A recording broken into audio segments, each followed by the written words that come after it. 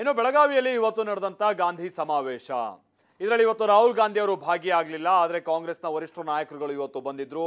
ಸಮಯ ಹಾಗೆ ವೇದಿಕೆಯನ್ನ ಬಳಸ್ಕೊಂಡಂತ ನಾಯಕರುಗಳು ಬಿಜೆಪಿ ವಿರುದ್ಧವಾಗಿ ಹಿಗ್ಗಾಮುಗ್ಗಾ ವಾಗ್ದಾಳಿ ನಡೆಸಿದಂಥದ್ದನ್ನು ಕೂಡ ನಾವು ಗಮನಿಸಿದ್ವಿ. ಅದರ ನಡುವೆನೆ ಈ ಅಂತರ್ಯುದ್ಧ ಅನ್ನುವಂಥದ್ದು ಕೂಡ ಅಲ್ಲೂ ಒಂದು ಹಂತದಲ್ಲಿ ನಮ್ಮ ಕಣ್ಣಿಗೆ ರಾಚಿಸ್ತಾ ಇತ್ತು. ಯಾವ ಮಟ್ಟಿಗೆ ಅಂತಾರೆ, ಈ ಪೋಸ್ಟರ್ ವಿಚಾರಕ್ಕೆ ಸಂಬಂಧಪಟ್ಟ ಹಾಗೆನೂ ಕೂಡ ಕೆಲ ಕಿರಿಕಿರಿಗಳು ಉಂಟಾಯಿತು ಅನ್ನುವಂಥದ್ದನ್ನು ನಾವು ಕೇಳ್ಪಡ್ತಾ ಇದ್ವಿ. ಓವರ್ ಆಲ್ ಇವತ್ತು ಸಮಾವೇಶದ ಹೈಲೈಟ್ಸ್ ಏನೇನಾಗಿತ್ತು ಬನ್ನಿ ರಿಪೋರ್ಟ್ ಅಲ್ಲಿ ನೋಡ್ಕೊಂಡು.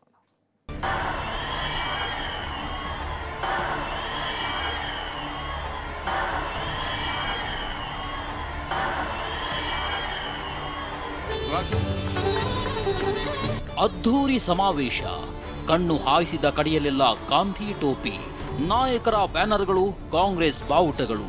100 ವರ್ಷಗಳ ಹಿಂದೆ ಮಹಾತ್ಮ ಗಾಂಧೀಜಿ ಅಧ್ಯಕ್ಷತೆಯಲ್ಲಿ ಸಮಾವೇಶ ನಡೆದಿದ್ದ ಸ್ಥಳದಲ್ಲೇ ಇಂದು ಕಾಂಗ್ರೆಸ್ ಬೃಹತ್ ಸಮಾವೇಶ ನಡೆಸಿ ಶಕ್ತಿ ಪ್ರದರ್ಶನ ಮಾಡಿದೆ.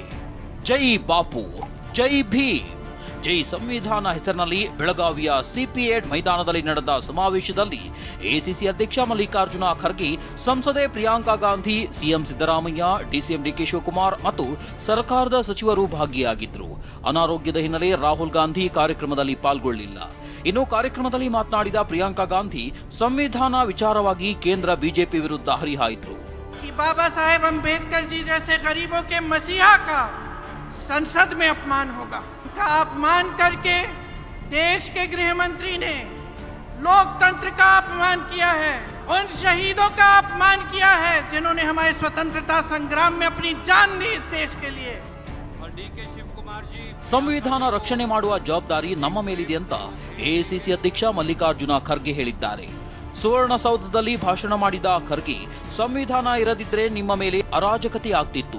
ಗಾಂಧೀಜಿಯವರು 2 ಮಕ್ಕಳ ಜೊತೆಗೆ ನಿಂತಿರುವ ಮೂರ್ತಿಯನ್ನ ಕಲಬುರಗಿಯಲ್ಲಿ ಕೂಡಿಸುತ್ತೇವೆ ಅಂತ ಹೇಳಿದ್ದಾರೆ.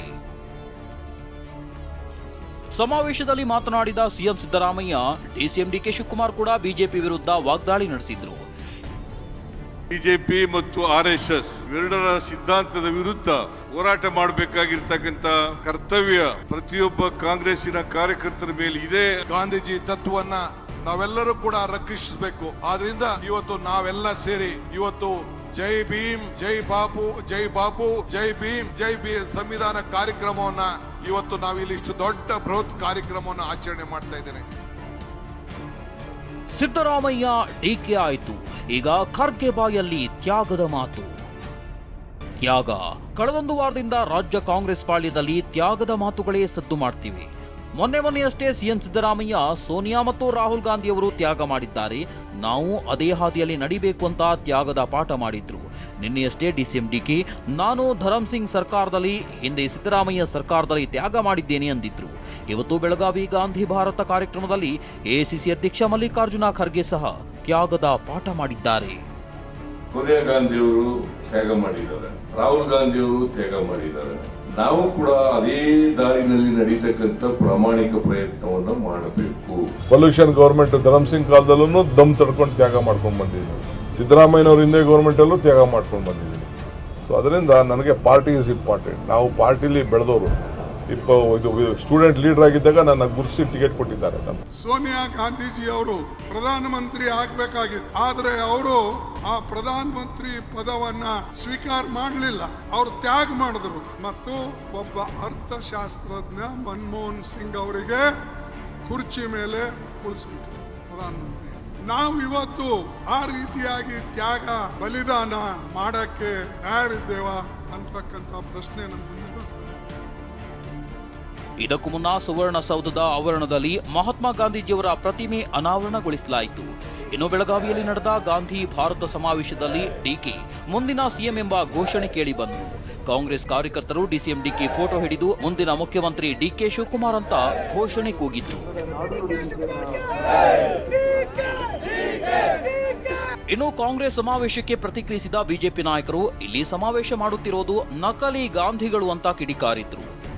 ಇಲ್ಲಿ ಈ ಸಮಾವೇಶ ಮಾಡ್ತಾ ಇರೋದು ನಕಲಿ ಗಾಂಧಿಗಳು. ಸೋನಿಯಾ ಗಾಂಧಿ ಅವರಾಗ್ಲಿ, ರಾಹುಲ್ ಗಾಂಧಿ ಅವರಾಗ್ಲಿ, ಪ್ರಿಯಾಂಕಾ ಅವರಾಗ್ಲಿ ಸ್ವಾತಂತ್ರ್ಯ ಸಂಗ್ರಾಮದಲ್ಲಿ ಪಾಲ್ಗೊಂಡಿದ್ರ? ಅವರೇ ಪಾಲ್ಗೊಂಡಿಲ್ಲ. ಮಹಾತ್ಮ ಗಾಂಧೀಜಿ ಅವರು ಏನ್ ಹೇಳಿದ್ರು, ಸ್ವಾತಂತ್ರ್ಯ ಹೋರಾಟ ಚಳುವಳಿ ಆದ್ಮೇಲೆ, ಸ್ವಾತಂತ್ರ್ಯ ಸಿಕ್ಕಾದ್ಮೇಲೆ ಕಾಂಗ್ರೆಸ್ ಅನ್ನು ವಿಸರ್ಜನೆ ಮಾಡಿದ್ವಿ ಅಂತ ಹೇಳಿದ್ರು. ಬಿಜೆಪಿ ನಾಯಕರು ಕಾಂಗ್ರೆಸ್ ಸಮಾವೇಶವನ್ನ ಟೀಕಿಸುತ್ತಿದ್ರೆ, ಇತ್ತ ಬಿಜೆಪಿ ಶಾಸಕ ಎಸ್.ಟಿ. ಸೋಮಶೇಖರ್ ಬೆಳಗಾವಿಯ ಸುವರ್ಣಸೌಧದಲ್ಲಿ ನಡೆದ ಮಹಾತ್ಮ ಗಾಂಧಿ ಪುತ್ಥಳಿ ಅನಾವರಣ ಕಾರ್ಯಕ್ರಮದಲ್ಲಿ ಭಾಗಿಯಾಗಿದ್ದರು. ಈ ಬಗ್ಗೆ ಪ್ರತಿಕ್ರಿಯಿಸಿದ ಸೋಮಶೇಖರ್, ನಾನು ಮಹಾತ್ಮ ಗಾಂಧೀಜಿಯವರ ಅನುಯಾಯಿಯಾಗಿ ಕಾರ್ಯಕ್ರಮಕ್ಕೆ ಬಂದಿದ್ದೇನೆ ಅಂದರು. ಇದು ಸರ್ಕಾರಿ ಕಾರ್ಯಕ್ರಮ. ಮಹಾತ್ಮ ಗಾಂಧಿಯವರ ಪ್ರತಿಮೆಯನ್ನು ಅನಾವರಣ ಮಾಡ್ತಕ್ಕಂಥದ್ದು ಸರ್ಕಾರದ ಇನ್ವಿಟೇಷನ್ ಇತ್ತು.